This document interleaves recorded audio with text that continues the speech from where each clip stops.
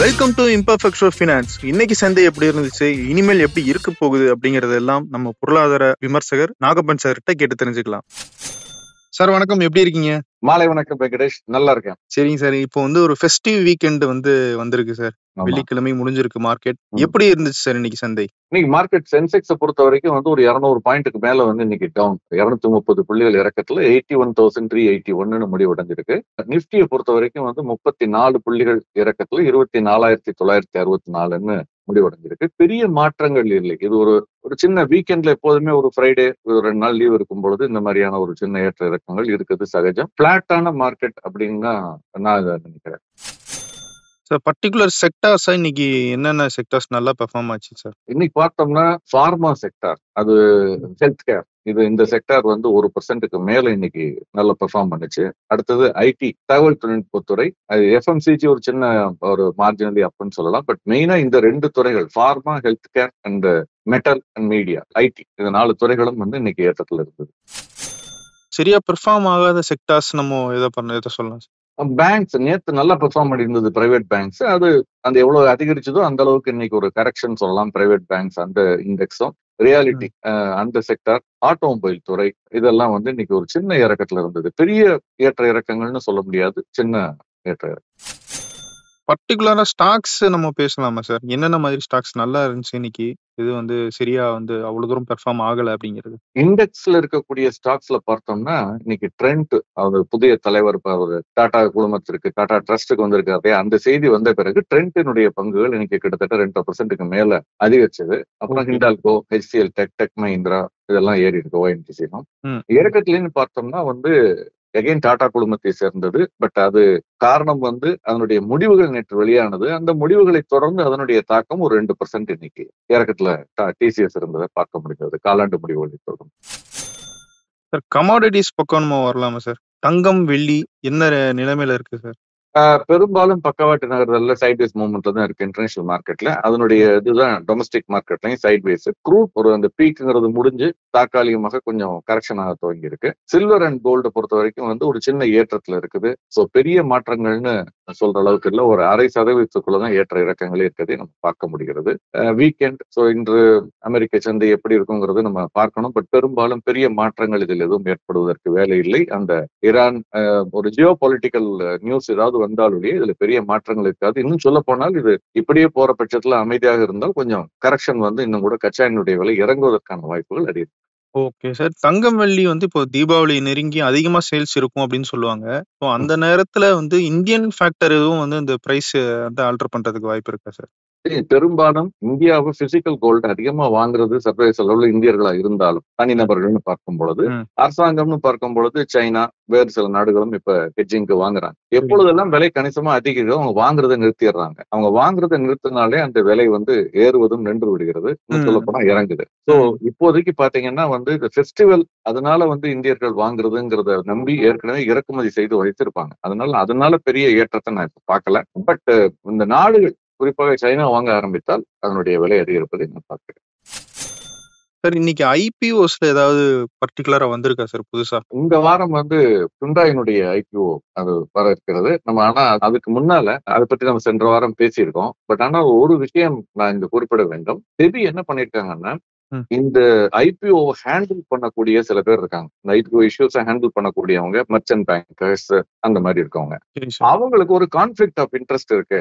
அவங்களே இந்த நிறுவன பங்கு வெளியிடுவதற்கு முன்னால வாங்கி வச்சிருக்காங்க. அதனால இந்த பங்கினுடைய விலை கூட வருவதற்கோ அல்லது மேனிபுலேட் பண்றதுக்கோ, மேனிபுலேட்ங்கிற வார்த்தையை அவங்க யூஸ் பண்ணல, பட் அந்த மாதிரியான ஒரு எண்ணம் செபியிடம் இருப்பதாக இன்று செய்திகள் வெளியாகி இருக்கிறது. அதனால இந்த கான்ஃபிளிக்ட பிரிவென்ட் பண்றதுக்கு, தடுக்கிறதுக்கு ஒரு கடுமையான நடவடிக்கைகள், ரெகுலேட் பண்றதுக்கான நடவடிக்கைகள் இருக்கும். அப்பதான் எந்த பங்குகளை விற்கிறதுக்கு உதவி பண்ற மர்ச்சன்ட் பேங்கரே அந்த பங்குகளை வைத்திருக்காமல் இருப்பதற்கான ஒரு வழிவகுக்கப்படுமாங்கிறத நம்ம பார்க்கணும். இது ரொம்ப முக்கியமான ஒரு விஷயம். சார் டாட்டாவினுடைய பங்குகள் எப்படி சார் இருக்கு? நேற்று ரத்தன் டாடா சார் அவருடைய இறுதிச் சடங்குலாம் நல்லபடியா முடிஞ்சிச்சு. அது தொடர்ந்து இந்த டாட்டாவினுடைய பங்குகள்ல எதுவும் மாற்றம் தெரியுதா உங்களுக்கு சார்?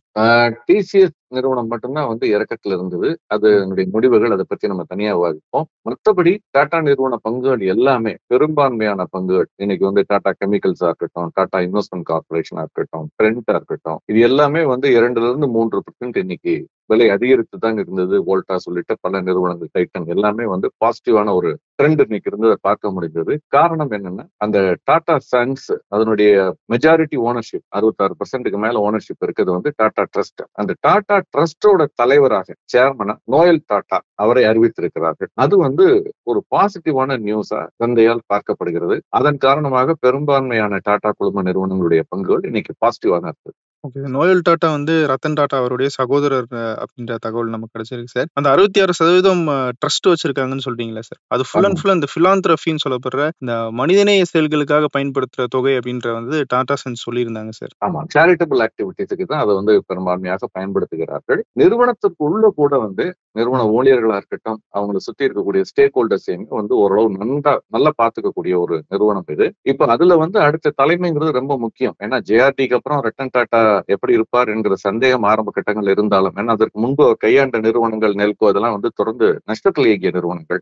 ஆனால் அவர் வந்த பிறகு ஒரு 30,000 கோடி அந்த மாதிரி ஒரு மார்க்கெட் கேப்ப 3 லட்சம் கோடி 5 லட்சம் கோடின்னு ஆக்கி கடைசியில் இன்னைக்கு வந்து பல லட்சம் கோடிகள் சந்தை மதிப்பாக மாத்திட்டு தான் போயிருக்காரு அவரு. அதனால அடுத்து வரக்கூடியவர் எப்படி இருக்காருன்னு பார்க்கும் பொழுது நோயல் டாடா இவருக்கு இப்ப 66 வயசு இருக்கும். 1957 பிறந்தவர். இவர் வந்து தன்னை ஏற்கனவே நிரூபித்தவர். இவருடைய தாயார், இப்ப நீங்க சகோதரர்னு சொன்னீங்க, 2 பேருக்குமே ஒரே தந்தை நேவல் டாடா. பட் இவருடைய தாயார் வேறு, அவருடைய தாயார் வேறு. இவருடைய தாயார் சிமோன் டாடா. சிமோன் டாடா வந்து ட்ரெண்ட் அப்படிங்கிற ஒரு நிறுவனத்தை ஆரம்பிச்சு மெல்ல நடத்திக்கிட்டு வர்றாங்க. 90கள் கடைசியிலே துவங்கி நடத்தப்பட்டது. நீங்க வெஸ்ட் சைட்னு பார்த்திருப்பீங்க, பெரிய மால்ஸ் எல்லாம் இருக்கும். அதனுடைய ஓனர்ஷிப் வந்து இந்த ட்ரெண்ட் லிமிடெட்ல இருக்குது. இதை வந்து இவர் ஒரு சில ஆண்டுகளுக்கு முன்பு டேக் ஓவர் பண்றாரு. நோயல் டாட்டாவோட கையில வருது. இவர் டேக் ஓவர் பண்ணதுக்கு அப்புறம் பாத்தீங்கன்னா அசுர வளர்ச்சி. இப்ப இந்த 5 ஆண்டுகள்ல 2019 அந்த ட்ரெண்ட் நிறுவனத்துடைய பங்குகள் 500 ரூபாய் ஒட்டி இருந்தது. இந்த 5 ஆண்டுகளில் கிட்டத்தட்ட வந்து ஒரு 14-15 மடங்கு, அதாவது இப்ப 8,000 ரூபாய்க்கு மேல அந்த நிறுவனத்துடைய பங்குகள் இருப்பதை நம்ம பார்க்க முடிகிறது. 500 ரூபாயிலிருந்து 8,000 ரூபாய் அந்த பங்கினுடைய விலை இந்த 5 ஆண்டுகள் 6 ஆண்டுகளுக்குள்ள வந்திருக்கு. அதனால அவர் தன்னை நிரூபித்திருக்கிறார். எல்லா இடங்களிலும் இந்த வெஸ்ட் சைட் மட்டுமல்ல, நிறைய பிராண்ட் அவங்களோட அசோசியேட்டட் பிராண்ட்ஸ் ஓபன் பண்ணியிருக்காங்க. டாடா இன்வெஸ்ட்மெண்ட் கார்பரேஷன் இந்த மாதிரி மற்ற நிறுவனங்கள், டைட்டங்களோட துணைத் தலைவராக இருக்கிறார். டாடா ஸ்டீலினுடைய துணைத் தலைவராக இருக்கிறார். ஏற்கனவே பயிற்சி பெற்று பயின்று ஒரு மெச்சூர்டான ஒரு தலைவர் இங்க வந்திருக்கிறதுனால ஒரு கண்டினியூட்டிங்கிறது பாசிட்டிவா இருக்குங்கிறது தான் சந்தையினுடைய எதிர்பார்ப்பா இருக்கு. சார், இதை தாண்டி நமக்கு வேற இந்த வாரம் எப்படி இருக்கும் சார்? வேற ஏதாவது முக்கியமா நம்ம கவனிக்க வேண்டியதுன்னு இருக்கலாம், என்ன எதிர்பார்க்கலாம் சார்? சரி, வரக்கூடிய நாட்களில் சந்தையினுடைய போக்கை நிர்ணயிக்கக்கூடியது எல்லாமே பாத்தீங்கன்னா ஜூலை மாதம் துவங்கி செப்டம்பர் மாதம் முடிவடைந்து 2ஆம் காலாண்டு இந்த Q2 ரிசல்ட்ஸ், குவார்டர்லி ரிசல்ட்ஸ் வரப்போகுது, நிறுவனங்களுடைய ரிசல்ட்ஸ். அந்த ரிசல்ட்ஸ்னுடைய போக்கு தான் முடிவு செய்யும். உதாரணமா நேற்றுக்கு பார்த்தோம்னா TCS டாடா கன்சல்டிங் இது உங்களுடைய முடிவு வெளியாயிருக்கு. இவங்க வந்து சென்ற ஆண்டு, அதாவது இப்ப இந்த ஆண்டுல வந்து ஜூன் மாதம் முடிவடைந்த குவார்டருக்குள்ள Q1 சொல்லுவோம். அந்த Q1 அவங்க ஒப்பிட்டு பார்க்கும் பொழுது இப்ப அவங்க சொல்லியிருக்கு செப்டம்பர் காலாண்டுல வந்து 11,909 கோடி அப்படின்னு சொல்லியிருக்காங்க. ஒரு வருஷத்துக்கு முன்னால சென்ற ஆண்டு வந்து 11,342 கோடி. சோ அந்த 11,342 கோடியோடு ஒப்பிட்டு பார்க்கும் பொழுது 11,909 கோடிங்கிறது கிட்டத்தட்ட 5% அதிகம். சோ சென்ற ஆண்டு செப்டம்பரை விட இந்த ஆண்டு செப்டம்பர் காலாண்டு Q2 வந்து ரிசல்ட்ஸ் நல்லா இருக்கு. ஆனாலும் பங்கினுடைய விலை ஒரு சற்று இறக்கத்துல இன்னைக்கு இருந்தது. 4,200க்கு கீழே வந்திருந்தது. காரணம் என்னன்னா, இதற்கு முந்தைய காலாண்டு ஜூன் குவார்டர்ல 12,000 கோடிக்கு மேல் லாபம் ஈட்டி இருந்தார்கள். இப்போ 11,900 கோடி. இது ஒரு காரணம். 2வது, அங்க வந்து அவங்க ஃப்ரெஷ்ஷா ரெக்ரூட்மெண்ட் போனால் கூட, ஒரு பக்கம் போனா கூட அட்ரிஷன் ரேட்னு சொல்லுவாங்க. அதாவது வேலையை விட்டு போறது வேறு நிறுவனத்திற்கோ அல்லது இண்டிபெண்டா பண்றதுக்கோ 12%க்கு மேல இந்த Q2ல இருக்கு. சந்தையில அதுவும் முக்கிய பாயிண்டா சார்? எவ்வளவு பேர் வேலையை விட்டு போறாங்க அப்படிங்கிறது. ஆமா, ஏன்னா அது 2 விஷயத்துல ப்ராப்ளம். ஒண்ணு, இது வந்து முன்னணி நிறுவனங்களில் ஒன்று. இந்தியாவில் தலை சிறந்த ஒரு 5 நிறுவனங்களுக்குள்ள ஒரு நிறுவனம் இது. அப்படிப்பட்ட நிறுவனத்தை விட்டு வெளியே போறாங்கன்னா அப்ப அந்த துறையே சரியில்லையாங்கிற ஒரு கேள்வி எழலாம். சில சமயம் வந்து இதை விட்டு வேற இடத்துக்கு போறாங்கன்னா அதிக சம்பளம் கிடைக்குதுன்னா அப்ப அங்க என்ன மாதிரியான ஒரு பிசினஸ் மாடல் இருக்கு அப்படிங்கிற கேள்வி வரும். ரொம்ப முக்கியமா இந்த வேலையை விட்டு போறவங்களும் இவங்க இத்தனை ஆண்டு காலம் ட்ரெயின் பண்ணிருப்பாங்க. இவங்களுக்கு பயிற்சி கொடுத்து இந்த நிறுவனத்திற்கு ஏற்ற மாதிரி இவருடைய வேலைக்கு தகுந்த மாதிரி தயார்படுத்தி வைப்பாங்க. இப்ப வெளியே போகும்பொழுது இந்த தயார்படுத்துறது எல்லாம் வீணாய் போயிருது. புதுசா ஒரு டீமை திரும்ப இவங்க ரெடி பண்ணணும். இப்ப 11,000 எம்ப்ளாயிஸ் இப்ப இந்த குவார்டர்ல வந்து ஆட் பண்ண போறதா சொல்லியிருக்காங்க. கேம்பஸ் இன்டர்வியூ எல்லாம் பண்ண போறோம்னு சொல்லியிருக்காங்க. நல்ல விஷயம் தான். ஆனால் அவர்களை எடுத்து ஆன்போர்டிங் பண்ணும் பொழுது ட்ரைனிங், இதுக்கான டைம், இதுக்கான காஸ்ட், இதெல்லாம் ஓகே. அது வந்து அடுத்த டெவலப்மெண்ட் ஸ்லோ பண்ணிரும்ன்ற ஒரு ஃபேக்டர் வந்து இங்க பொதுவாக. ஆமா, ஆனா இது வந்து ஐடி நிறுவனங்கள் சமீப காலமாக கடந்த சில ஆண்டுகளாகவே இதுக்கு பழகிட்டு எக்ஸப்ட் ஸ்டாஃப் வச்சுக்கிறாங்க, அப்புறம் பண்றாங்க. வரக்கூடிய நாட்கள்ல சந்தையினுடைய போக்கு எப்படி இருக்கும்னு கேட்டீங்க. இந்த காலாண்டு முடிவுகள்னு சொன்னேன் இல்லையா? இப்போ பாத்தீங்கன்னா நாளைக்கு டி மார்ட் சந்தையில் இருக்கக்கூடிய உன்னத ஒரு மிகப்பெரிய நிறுவனம் ராதாகிருஷ்ண தமானியுடைய அவருடைய பெரும் பங்கு வந்து இருக்கு.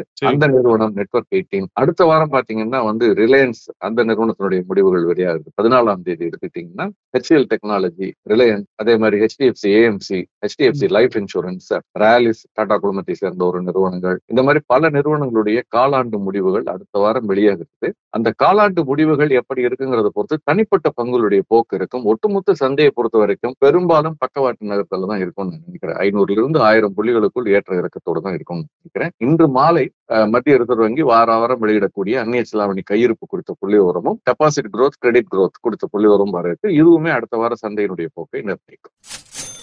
சார் ரொம்ப நன்றி சார். இன்னைக்கு சந்தை எப்படி இருந்துச்சு, அடுத்து என்ன எதிர்பார்க்கலாம் அப்படின்னு சொல்லியிருக்கீங்க சார். தொடர்ந்து நம்ம IPS ஃபினான்ஸ் ஷோல வந்து சந்திப்போம் சார். நன்றி வெங்கடேஷ். நம்ம தொடர்ந்து நம்ம நேயர்கள் கேள்வி எல்லாம் கேட்கறாங்க. அதுக்கும் அவ்வப்பொழுது முடிந்த பொழுது நம்ம பதில் சொல்லுவோம். நிச்சயம் சார். நன்றி சார். நன்றி.